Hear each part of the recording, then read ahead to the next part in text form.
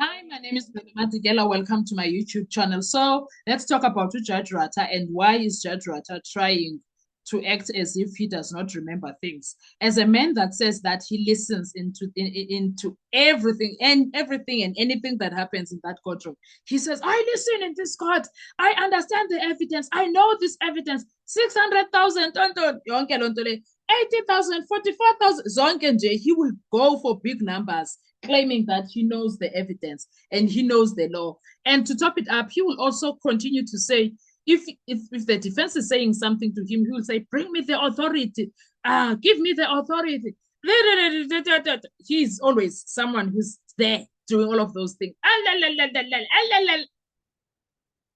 But now we find Judge Rata at crossroads because Judge Rata, we've seen him as someone who protects the state, who is the defender of the state in all means necessary with everything that he can.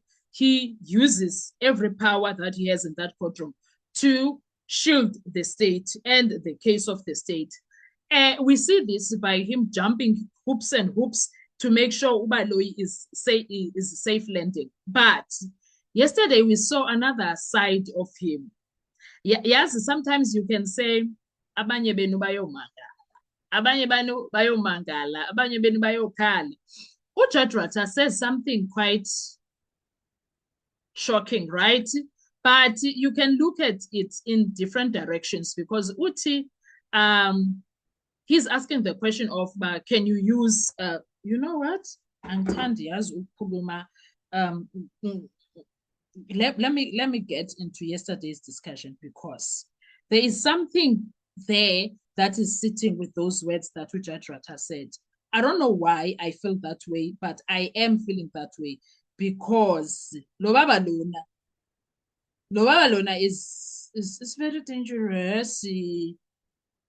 Is very very dangerous. Ubaburata guys, yena qala ungomunye nje that you can't say you understand him or you take him for what he says. You need to analyze everything that he does. He says how he says it. You need to analyze all of that. Hold on. Let's hear him. I want you guys to hear him here. Because he's or him contacting Rapadu Malot, I know nothing about that. I do not know. I do not know Colonel Rapadu. Even Kininda, I did not know him. I only got to know him when he introduced himself as being the investigator of this particular case. If I were to respond to the court, Malot, I would say that I never indicated that I would like to make a confession.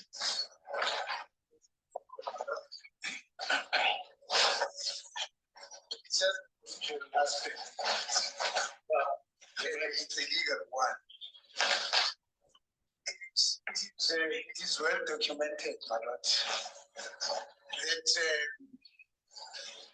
witness or an accused person or whoever that is in the witness box has no responsibility to give an answer as to why would the policeman do this? Why would the policeman do this if that is not the case?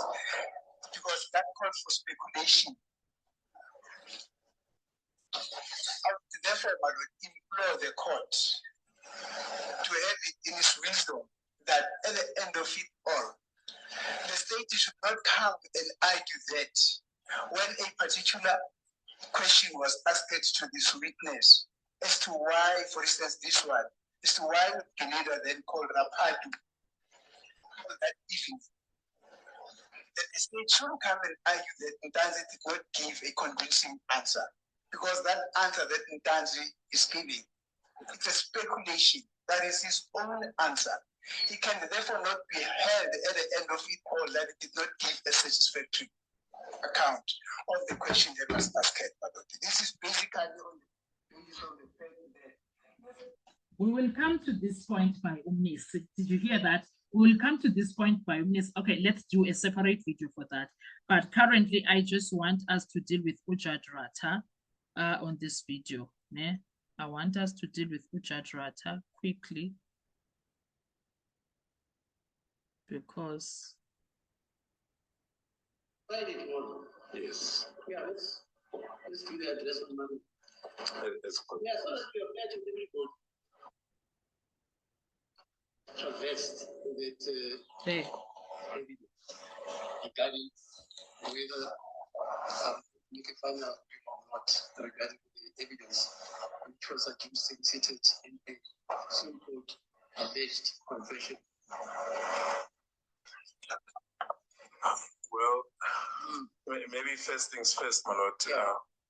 Firstly, the accused says he did not make those confessions. Yeah.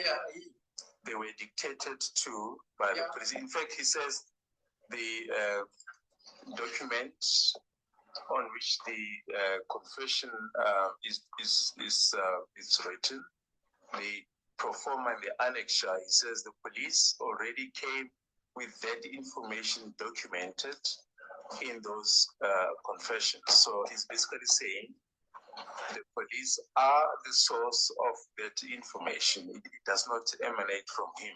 That's right. And there's a long line of cases from Lebone, Botswana, who say if the accused says, if he denies the contents of the confession and says he's not the source, the police are the source, then he can be cross-examined on the contents thereof. Yeah. I suggest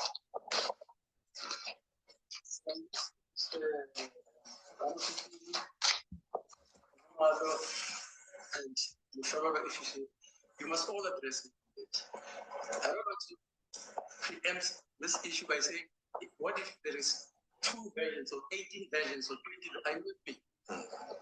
Yes. Are you with me? Yes. Yeah. I don't want you to get into that terrain. I just want you to address it on the compatibility of a evidence in a trial. I know there are instances where the state is allowed to cross-examine because of the exigencies which are mentioned by apparently an accused sometimes. Is that not so? Yes. Like what you were saying.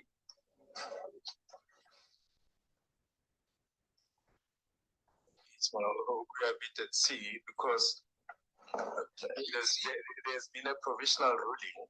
Yeah, it's a provisional ruling regarding the prerequisites as contained in section 217. Right, yeah, fine.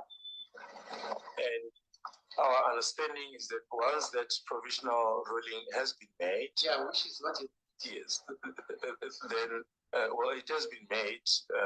How you mean by saying the confessions are provisionally allowed? The court found that they've been made freely and voluntarily without any undue influence. Our understanding of the law is that we are now at liberty to cross-examine the accused of the contents thereof. We're just trying to understand the address that the court wants from us.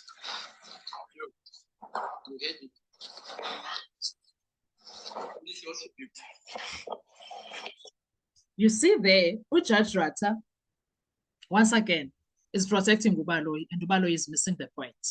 But more than that, what we are seeing live in a court law, in a courtroom, Judge Rata now, is a confused Ubaloyi, of course, and is a judge that is trying to divert attention from the confessions now and from what he did regarding confessions before. It sounds as if he regrets allowing the confessions to come in because the confessions are not what he thought they were going to be. That's what we are getting now. These confessions were read into the record. Accused number 1 was asked questions regarding his so-called confessions. But yes, I understand where Judge Rata is coming from because they could not exactly speak much about accused 1's confession because accused 1's confession speaks about other people. Do you see that there? It's a problem for Judge Rata. The confession for accused 1 is speaking about other people. That right there is the biggest problem of it all. Now, that confession is useless, Kengu. It is rendered useless because it's not speaking about the people that are sitting here. And the other issue for Ujadrot is that the same people that arrested to accuse number one and got this so-called useless confession are the same people that are arresting accused number two and trying to put the same story from accused number one, but changing the names now and make it broader. I don't know if I'm making sense. Now they are making it broader, but they tried what they tried there. And Judge Rata is like, because now I guess legally the questions will be arising, asking Uti, Kanjani, they arrest to accuse number one and get a confession voluntarily, and he lies on it. How does he lie on something that he says without being pressured, without any stress, without any worry? He personally wanted to say it willingly so. How then do you want me as Judge Rata to accept that he gave wrong confession, gave wrong people's names, yet you people are saying to me, he is the one that volunteered to give this information to you? Jani, that is where Judge Rata is, Kesan. That is where Judge Rata is. Hence, Judge Rata now doesn't want anything to do with the confessions because he's like, it doesn't make sense. It's confusing if you are going to tell the court and the South Africa, Uguti, accused number one made such a confession freely, willingly. Ote Geninda, I actually wanna cough out this. That is where Judge Rata is confused. Now, Judge Rata is trying to tell Ubaloi those things, but because Ubaloi has been so slow, Judge Rata, you heard me. You heard me. Akasayingeni indaba yakho inokubadom kwakhe. Akasayingeni. Uthi Ubaloi yena xa ema, he tells the court, I want to go through the contents of the confession. I choose number two now. Immediately there's tension when he says that because the defense is also understanding where Judge Rata is coming from. Do you understand? They say actually some of the defense people are saying, no man, who I choose number one denies, who I choose number one's confession was never really got into. I suppose Nabo, they understand it the way Urata understands it. Ubaloi says, the confessions were denied by these people, said the things that Ubaloi said. But now the courtroom is sitting with contradictions there. A confession is that was read, but IQ says it doesn't exist. And still, the Judge Ratamu Fatleng allowed it inside the courtroom to be read. Yeah, he accepted it, not fully, not finally, but enough to let it inside the courtroom, to enter it and become evidence. And that is where the confusion begins now, even for him, because after they've been read, he realizes, if Ubaloi goes to Undanzi with that now, it's trap, uzo Undanzi. Now, he is realizing there is something different between hearing something and using something. A confession was allowed, but only provisionally, meaning it can be read, it can be discussed, but it cannot yet be used as truth. And it cannot be used against everyone, especially not against the co-accused. It belongs only to one person who made it. So if Baloi goes and challenges it with Untans, Uzonya, Chief Ndonton knows it. He knows it, Judge Rata, ukuthi esi strategy sovula la ncwadi yena Ntsika. Because Advocate Baloi wasn't trying to use the confessions directly. No, that's not what he was trying. He was trying something more dangerous.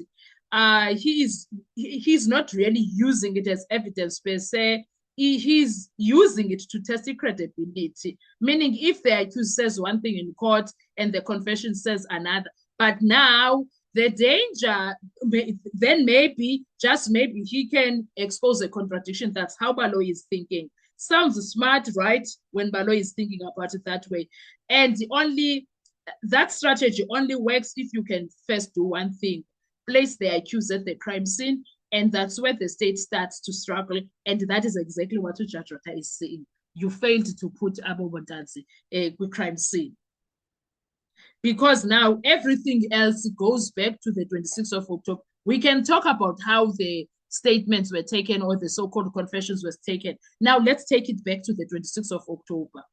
Because now if the state cannot prove that Bongani Ndazi was there, then the confession becomes isolated, floating, disconnected, and suddenly the phone records don't lock it in. The timeline doesn't anchor it, and the confession stands alone. And in law, a confession standing alone is dangerous ground. That's what Judge Rata realized there. That is what Judge Rata realized there. So uBaloyi ke ngoku yena usalibele kuthithiza, and uJudge Rata is irritated. Because now the question that we are left with is, was the confession a weapon? Yes. Or was it a mistake? Because in that courtroom, it was heard, it was read, it was exposed, but in the end, it may not be usable at all. And that is true, Gesana, because it sounds as if the case dies with the confession and it starts to collapse, and Judge Rata tried. uBaloyi failed to see Judge Rata trying. I don't know about you. I just want to hear your views. The confession was read into the record. People were asked questions on it. And now Judge Rata kasafunda. What is that supposed to mean? What are you understanding about it? Let's talk. I want to hear your views. Thank you so much. Enjoy your day. Bye-bye.